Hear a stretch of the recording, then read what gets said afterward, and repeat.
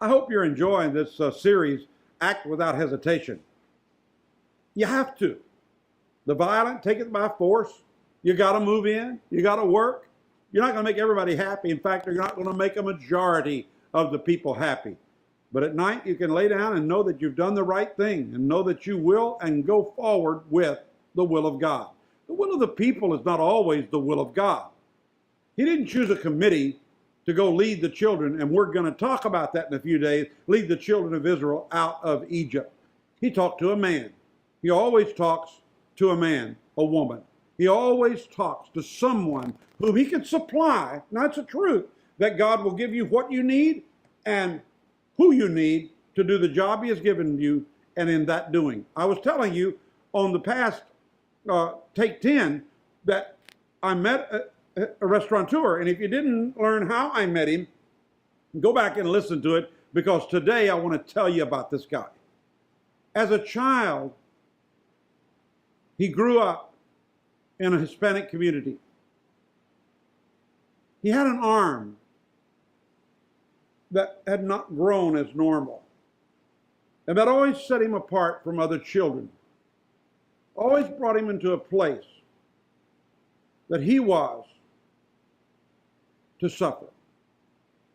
And during a church building program, the Reverend directed him to the kitchen to work with the other young kids and the adults that were feeding all the workers. He liked it. He got in the middle of that kitchen. He found something he could do. Recipes came easy. New ideas came. Of course, he was used by the adults to do whatever that they needed done, wash dishes. He just liked the process. And he said, now this is something I can do. And as he grew, he began to be the man who was a chef on every project. He had the food ready when the men came in to work and the ladies were getting ready to serve. And he was ready, and he became celebrated in his recipes, and he became celebrated in his ability to get things done. He told me one time that he wanted to buy a building in a prominent location on a main street. He wanted to get out of the corners and get right in the middle of everything. And he went to the bank. And when he went to the bank turned him down. You don't have enough capital. You don't have enough in the bank. You haven't been in business long enough. You don't have the right CPA. Now this was 40-something years ago. And he just didn't have it. They said, you're out. He walked out of that bank with his head down. He went to the church, and he was praying. And he was telling God, I have all these boys, and I have this girl. He had a string of sons and a little girl, and she became a magnificent, fantastic businesswoman herself. And they just were not at the point he wasn't able to do what he needed to do.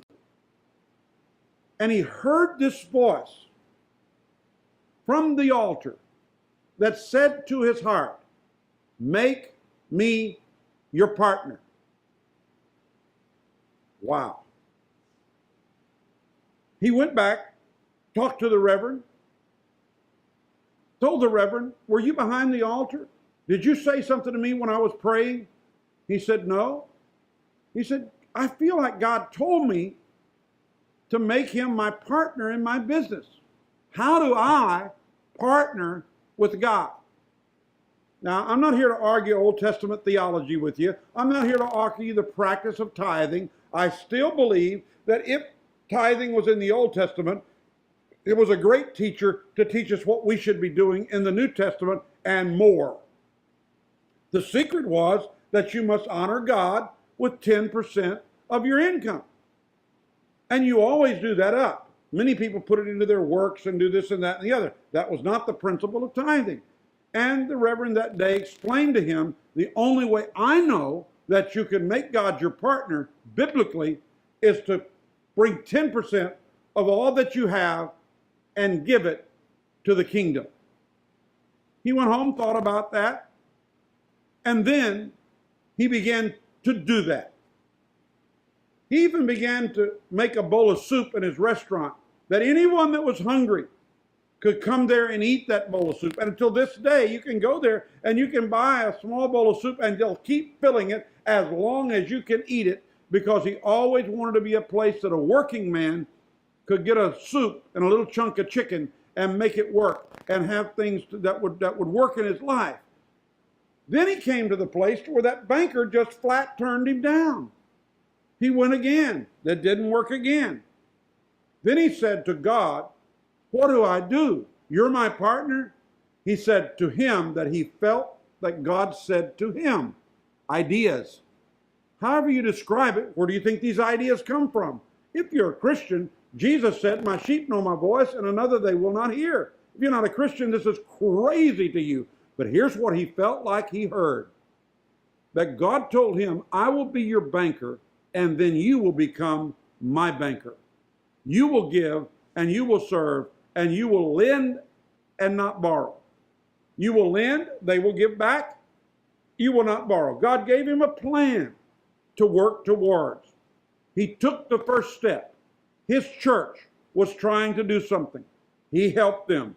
And over the years, the restaurants grew and grew and grew and grew and grew.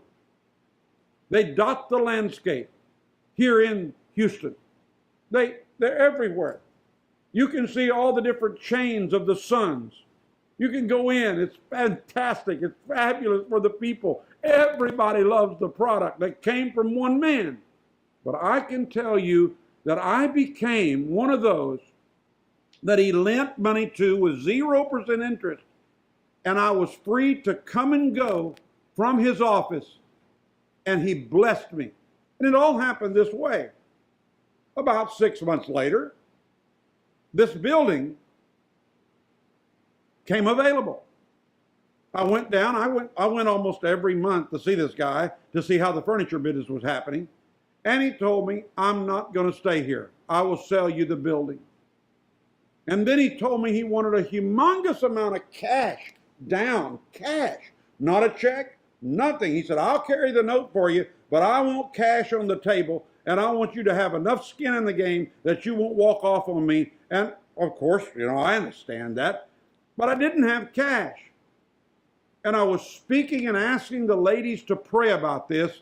And after the prayer meeting, the wife of the restaurateur told me, I didn't know about the God banker situation. I didn't know about how that family operated.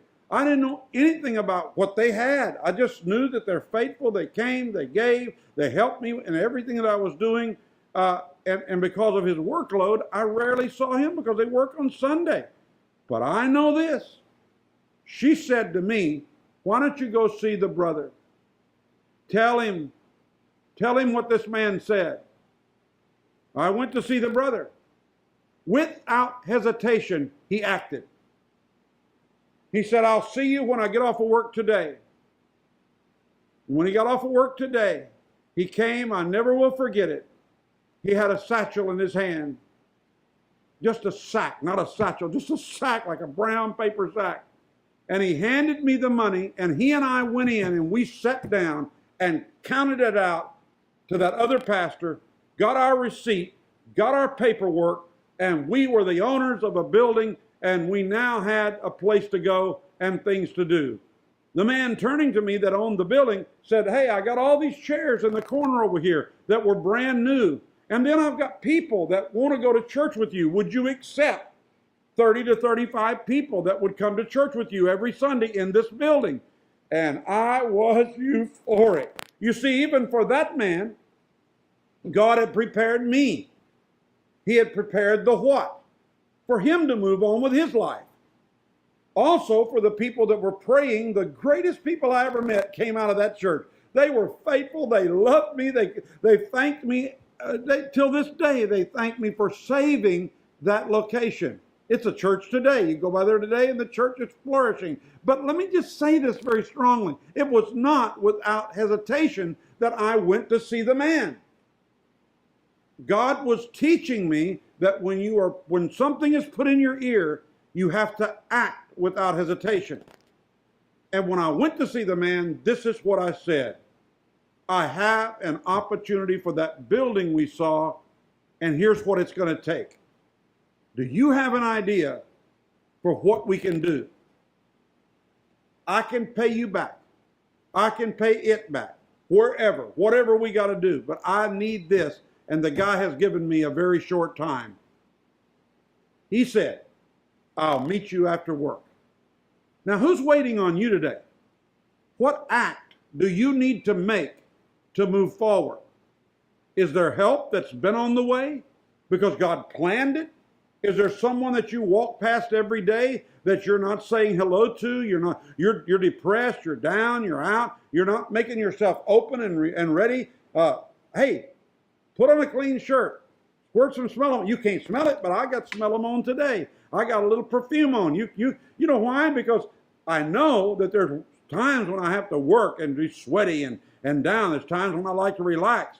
But I also know that to attract God's best, it takes me to act in a manner to where I can act without hesitation. It wasn't Christianese and the language of the righteous that won me this friend. It wasn't how good I was. He had seen phonies come and go. I'm going to tell you a little bit about some of that. But let me tell you, I entered into a friendship that lasted me over 22 years.